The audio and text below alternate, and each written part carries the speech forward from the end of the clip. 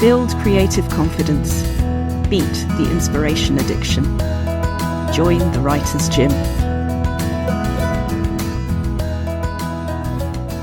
At a lot of the group sessions that I'm running in Barnes Writer's Gym, when I meet somebody for the first time and they find that joy of that permission to be in their writing for a few minutes, and suddenly all of those, I don't know which idea to pick, and what if I just go and do the ironing first, and all the other ways we get in our own way are suddenly gone through a warm-up, just like at the physical gym.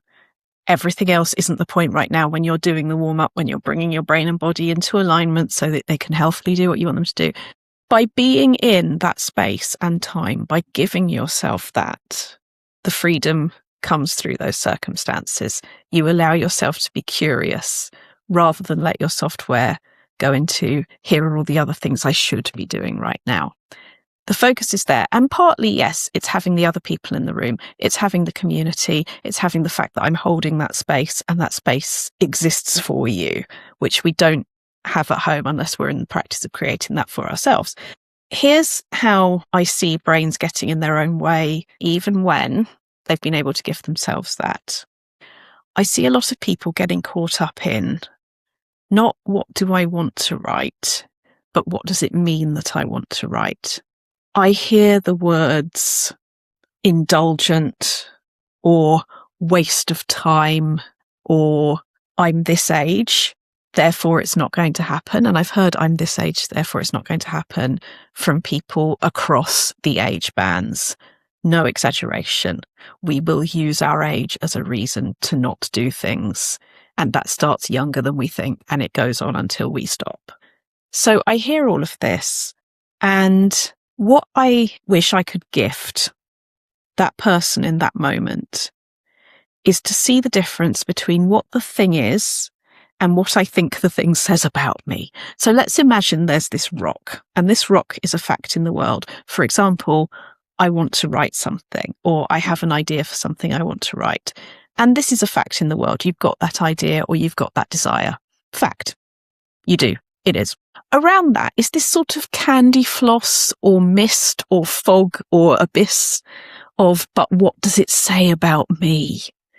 And for people who are less focused on curiosity in the center and are still looking everywhere but inside themselves going, what does it say about me, or what might somebody else think of what I want to do? That takes up an awful lot of energy and a lot of focus and a lot of time. Writing prompts help with this. It gives us a diving board. It gives us something to say to the brain, look, this is the door you're going in through. And it can really help people to get into the zone, even when they are in that space of what does it say about me rather than what is it. But all of this will only be as strong as the realization that there is a different way to feel and that you have the right to feel differently. So again, here's the fact in the world. Here's all the abyssy stuff all around it. There is a Stanislavskian naturalistic acting technique about objectives and obstacles. If you know what your character wants, you know why they say the dialogue they say, you know why the actions that they perform happen, and it allows you as an actor to play them with emotional truth.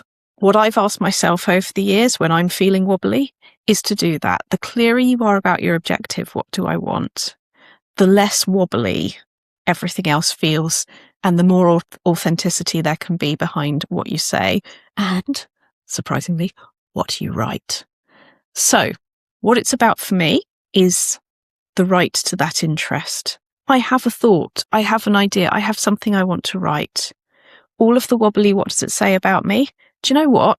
Even if I stop to stare into the abyss right now rather than get on with the writing, I'd still not know the answer to that until I'd written it.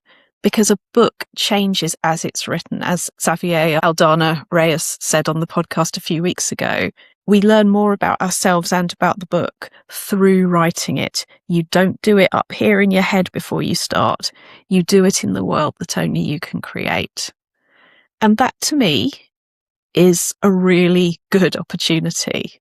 And the stronger you are in your clarity Not necessarily in your ability, not in your qualifications, not even in the amount of time you have to write, but in your commitment to curiosity. It's curiosity that opens every single door.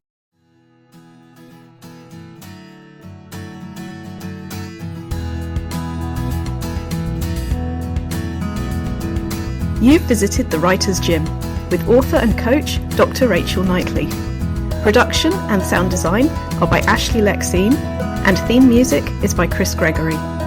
To join a Writer's Gym workout online or in London as a guest or as a member, visit writersgym.com or email thewritersgym@rachelknightley.com.